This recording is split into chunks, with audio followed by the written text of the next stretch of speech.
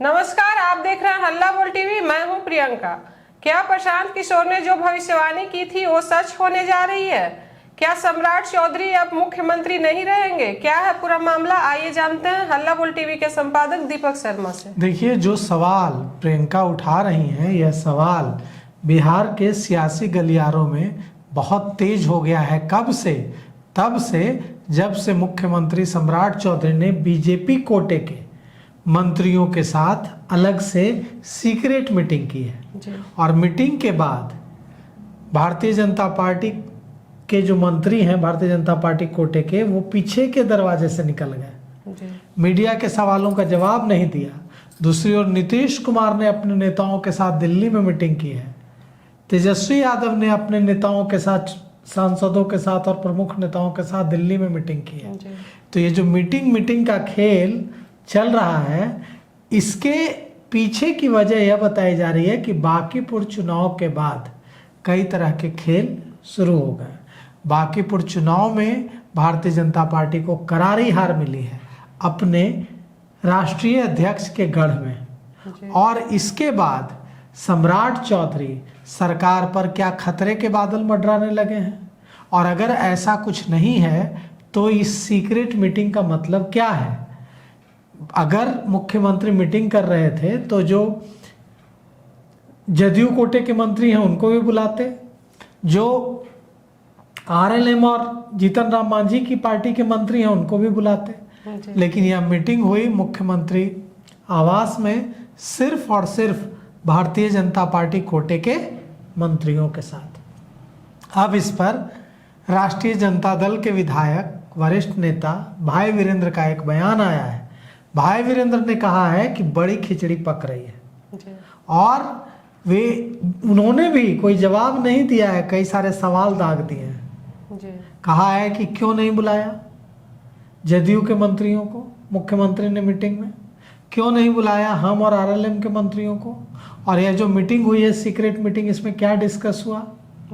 यह भी कयास लगाए जा रहे हैं कि क्या सम्राट चौधरी अब नीतीश कुमार के उतने पसंदीदा नहीं रहे जितने पहले हुआ करते थे। क्या बांकीपुर हार का ठिकरा नितिन नवीन के सिर नहीं फूट रहा है, सम्राट चौधरी के सिर फूट रहा है? क्या नितिन नवीन ने यह फीडबैक दे दिया पार्टी को, नेतृत्व को, कि जनता सम्राट चौधरी से नाराज है इसलिए जनता ने वोट नहीं किया? कई सारे सवाल हैं जो सियासी गलियारों में चल रहे हैं। पटना से दिल्ली तक आरजेडी की भी मीटिंग चल रही है, जदयू की भी मीटिंग चल रही है और मुख्यमंत्री सम्राट चौधरी भी सीक्रेट मीटिंग कर रहे हैं। अब सवाल यह उठता है कि ये जो मीटिंग का खेल है, इसके पीछे क्या मुख्यमंत्री सम्राट चौधरी की सरकार में कुछ बदलाव की बात है, या ये मीटिंग सिर्फ एक दूसरे पर दबाव बनाने की कोशिश का हिस्सा है? बुधवार को दिल्ली में जनता दल यूनाइटेड के मुखिया नीतीश कुमार ने अपने सांसदों के साथ मीटिंग की।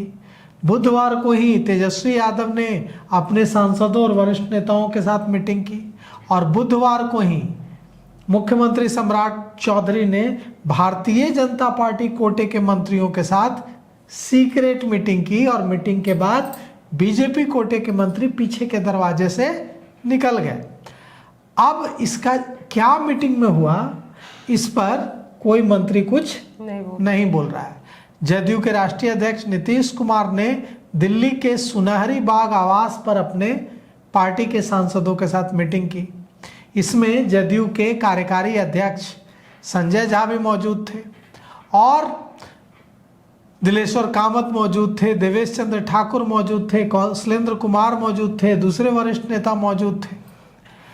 उसके साथ ही साथ अब यह भी जो खबर आई कि तेजस्वी यादव बिहार की राजनीति में अचानक अपनी सक्रियता बढ़ा रहे हैं।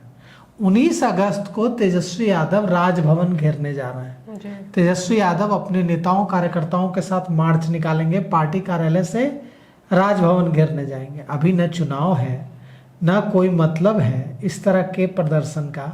बिहार में ऐसे प्रदर्शन चुनाव के आसपास ही दिखते थे, लेकिन अचानक हो क्या गया है कि हर पार्टी सक्रिय हो गई है। इसकी वजह बांकीपुर है।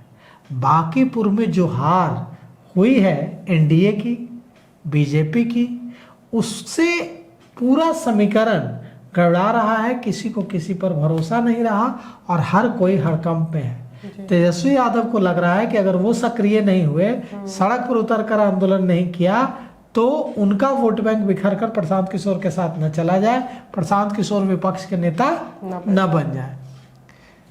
अब सवाल उठता है कि जो सवाल आपने शुरू किया कि क्या प्रशांत किशोर की भविष्यवाणी सच होगी कि अगर बांकीपुर में भारतीय जनता पार्टी चुनाव हार गई तो सम्राट चौधरी बिहार के मुख्यमंत्री नहीं रहेंगे। अब आने वाला समय बताएगा, लेकिन प्रशांत किशोर अब भी यह दावा दोहरा रहे हैं। कल भी उन्होंने यह दावा दोहराया है। जी, तो सुना आपने। इन सब को लेकर आपकी क्या राय है, हमें जरूर बताएं। फिलहाल इस पेशकश में इतना ही। आगे की खबरों के लिए देखते रहिए हल्ला बोल टीवी। धन्यवाद।